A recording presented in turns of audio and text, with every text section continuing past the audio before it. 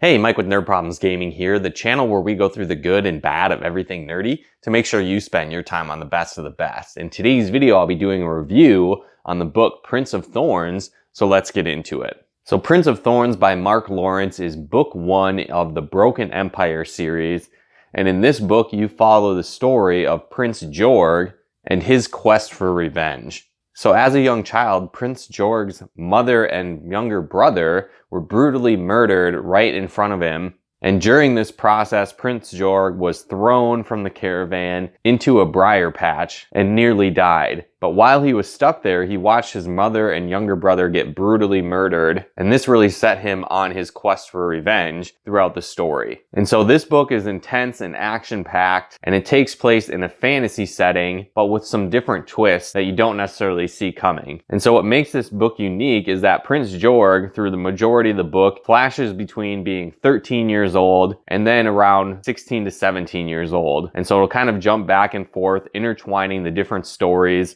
of what happened shortly after the events of this brutal murder. And then a few years later, after he's partnered up with different bandits freed from his kingdom, as he pillages his way across the country, seeking revenge against the man responsible for murdering his mother and brother. And so what makes this book kind of unique as well is that you really get inside the head of Prince Jorg. And while he's only 13 or in some cases 16, 17 years old, he's got a pretty dark thought process and is pretty mature for his age. So as I read this, I kept feeling like he might be in his mid-20s to 30s, but he's actually really only a teenager, which is pretty crazy. And so he kind of transforms into this innocent child into this bloodthirsty thief as you go throughout the book. And after a long journey, he returns back to his kingdom and reunites with his father, only to find out that his father has pretty much moved on and seems to really not care at all about the death of his mother and younger brother, and has negotiated peace with the man that has murdered his brother and mother. And so this further enrages Jorg, but in order to prove himself in his father's eyes and to regain the throne, takes on what is basically a suicide mission to steal back more territory in the kingdom. And so throughout this journey, you'll kind of find out how he transformed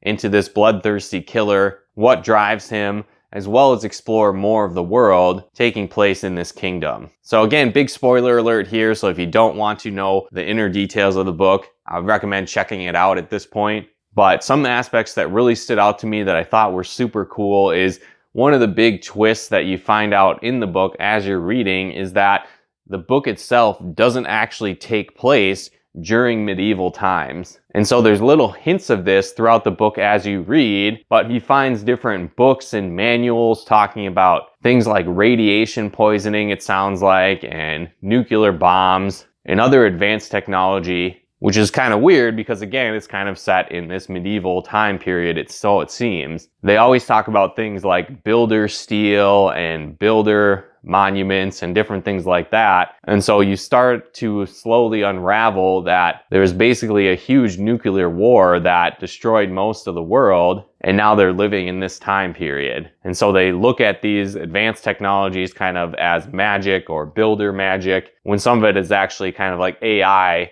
and computers versus magic. For example, there's a really cool fight scene that goes on, and reading between the lines, I pretty much got the feeling that they were actually battling and fighting in a parking garage and going through different elevator shafts. And so again, it was a pretty unique twist that was done very well, and I think it's going to continue to unravel in the series how this works out. But on top of that, there's your classic monsters like necromancers taking on a vampire type role throughout the book as villains. But then there's also different tribes that seem like they've experienced mutations due to radiation poisoning, and there's even a kingdom where all the people have red skin because they've been transformed by the ongoing radiation from the previous nuclear war. And so the book itself, like I said, is really good. It's really interesting. I really like that twist that they threw in, mixing this fantasy world of medieval times, but it's actually set way in the future after a massive nuclear war. And it's interesting to find out what happens on Prince Jorg's journey of revenge. One thing I'll note though is some of the aspects of the book were a little bit hard to follow because in some cases he's kind of going through like dream sequences almost. And some of the characters at that point weren't really developed yet, so it's kind of confusing to understand what's really going on and what's real. So that was one thing that maybe held this book back a little. And another thing is that I kind of felt like nothing was necessarily really resolved by the end of the book. Again, obviously it's a trilogy, so that typically tends to happen, that they end on a cliffhanger, but it wasn't even necessarily a cliffhanger. It was just kind of like leaving the story open at this point. And I wasn't really sure, you know, what the next step was or what was really going to happen. And so I'm excited to read the next book, but it wasn't necessarily ending on that cliffhanger where it was like, oh my God, I need to read this next book. While I still want to, and I'm excited to check it out, it kind of left me wanting more. But let me know in the comments below if you've read this book, if you think it looks cool. Do you like fantasy books like this? Do you like fantasy books that combine modern technology and different things like that with them? Or do you prefer they kind of stick to their lane and only focus in on the time period that they're in? Let me know in the comments below. If you guys want to pick up a copy of this book, there'll be a link in the description below where you can do so. And if you guys like this video, be sure to smash that like button as it really helps out the channel. If you haven't done so yet, be sure to subscribe and turn on the bell notifications to get the latest updates of new nerd videos we put out. And if you'd like to help us support the channel, pick out content and more, become a patron of ours at nerdproblemsgaming.com/Patreon. And if you'd like to plug into our live streams and Let's Plays we do on the channel, you can follow us on Twitch at nerdproblemsgaming.com/Twitch. But once again, thanks for tuning in, and we'll talk to you more soon.